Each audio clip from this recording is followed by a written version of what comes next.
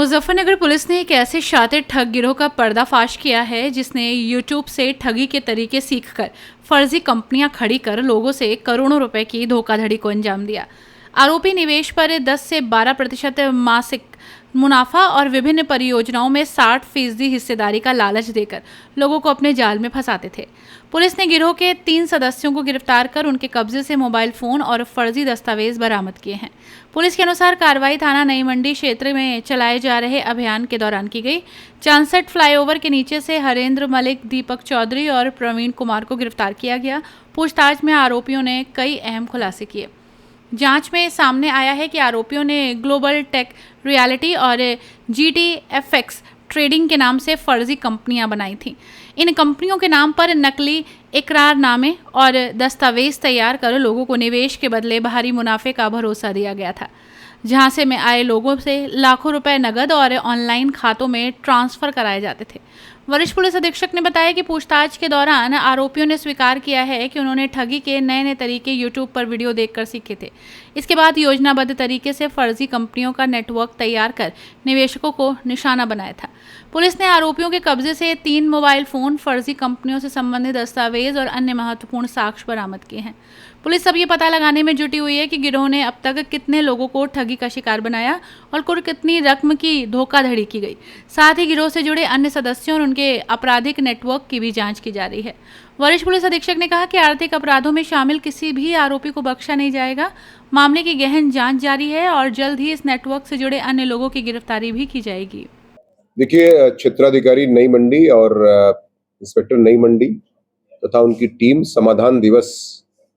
थाना समाधान दिवस की एक उपलब्धि है। ये निश्चित तौर से शासन की मंशा के अनुरूप थाना समाधान दिवस होता है। उस परिदृश्य में टीम बैठी हुई थी। उसी दौरान 20 से 25 लोग थाने पर कंप्लेन करते हैं, जिसके परिदृश्य में तत्काल क्षेत्राधिकारी और इंस्पेक्टर मंडी द्वारा इस संदर्भ में तत्काल जांच पड़ताल की जाती है और तथ्यों के बारे में जानकारी के पता चलता है कि 3 लोग ऐसे हरेंद्र मलिया, दीपक चौधरी, प्रवीण कुमार, जो क्रमशः वेगराजपुर, गांधी कॉलोनी नई मंडी और आजपुरी शेखपुरा के रहने वाले हैं, आपस में एक प्लानिंग करते हैं रियल एस्टेट के माध्यम से और 2 कंपनियों का सृजन करते हैं, GTFX और ग्लोबल टेक कंपनी, जिसके एक स्वयंभू डायरेक्टर प्रोप्राइटर बन जाते हैं और लोगों को एक ऐसा स्कीम का उसमें प्रलोभन देते हैं कि 1 लाख रुपए इन्वेस्ट करोगे तो आपको हर महीने 7,000 रुपए ब्याज के रूप में देंगे, बाकी आपका जो मूलधन है वो बचा रहेगा।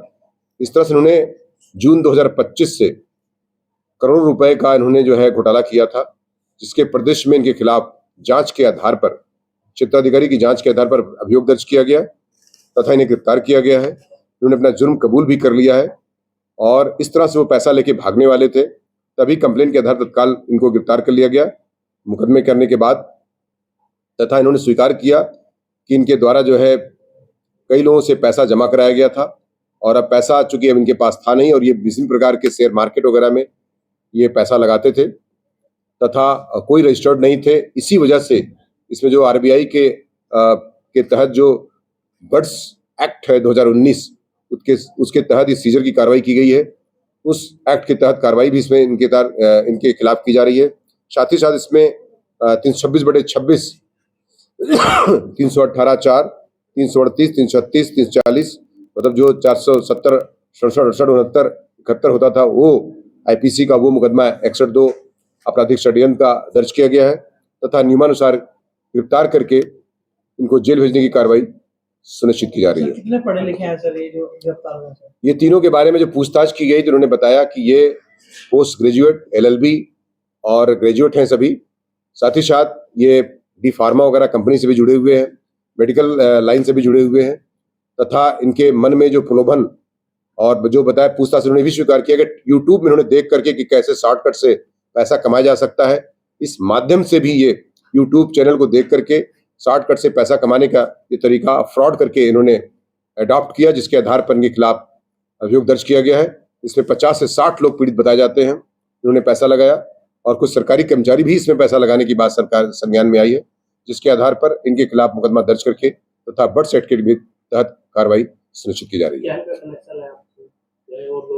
आपस में ये दोस्त हैं और एक दूसरे को जानते हैं, एक साथ पहले काम भी किए हुए हैं और यही इनका कनेक्शन था। अपनी राय कमेंट में जरूर बताइए और ऐसी ही बड़ी खबरों के लिए रॉयल बुलेटिन को लाइक, शेयर और सब्सक्राइब करना न भूलें।